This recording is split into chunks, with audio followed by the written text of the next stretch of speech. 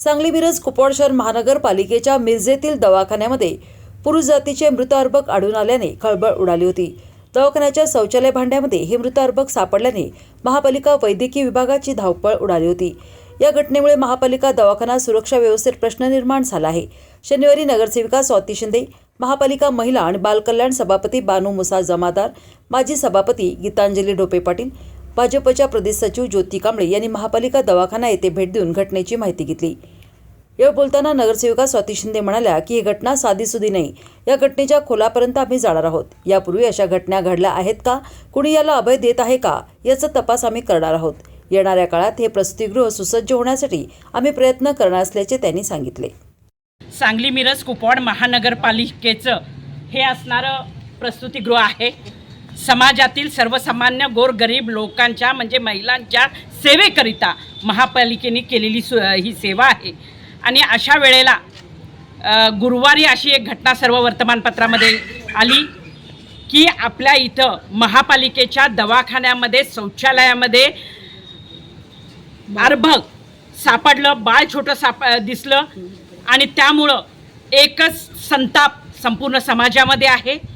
महापालिकेचा हलगर्जीपणा या केंद्राचं किंवा या दवाखान्याचं व्यवस्थापन ठीक नाही आहे आणि त्यामुळे एक संतापाची लाट संपूर्ण समाजामध्ये आलेली आहे। आज आपण बघितलं तर महापालिकेच्या या दवाखान्यामध्ये येणाऱ्या गरोदर महिला किंवा इतर महिला ज्या वेळेला आत येतात ती महिला कोण होती याची तपासणी झाली पाहिजेत।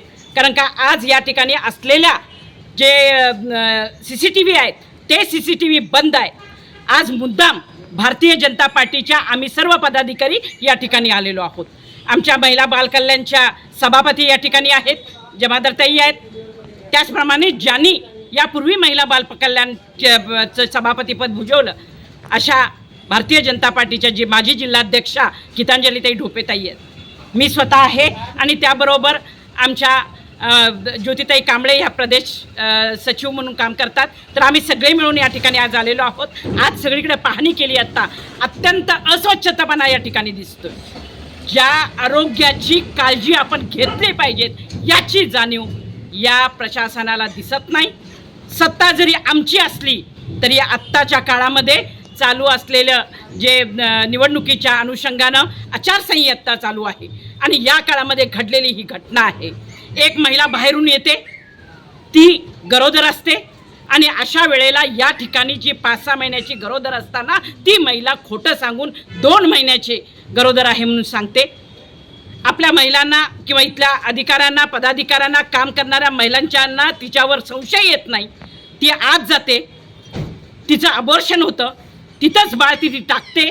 त्या बाळाचं नाळ त्या ठिकाणी टाकली गेलेली आहे आणि त्या ठिकाणी जर ड्रेनेज तुंबल्यानंतर या प्रशासनाने ड्रेनेज विभागाला कळवलं आणि त्यानंतर ही घटना उघडकीस आलेली आहे। ही घटना साधीसुधी नाही, याच्या तळापर्यंत खोलापर्यंत आम्ही जाणार आहोत। यापूर्वी असं काही घडलेलं आहे का?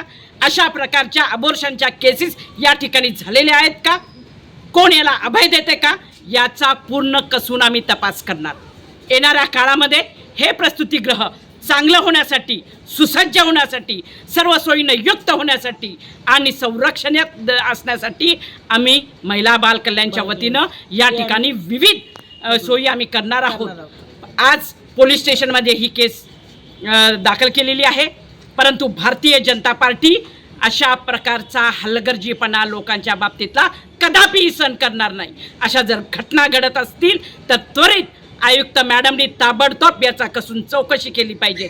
चौकशी आज पोलीस खात्यातून होत आहे, परंतु ही त्रयस्थ चौकशी ही महापालिकेच्या वतीतून झाली पाहिजे। इथं कुठंतरी शिस्त पाहिजे।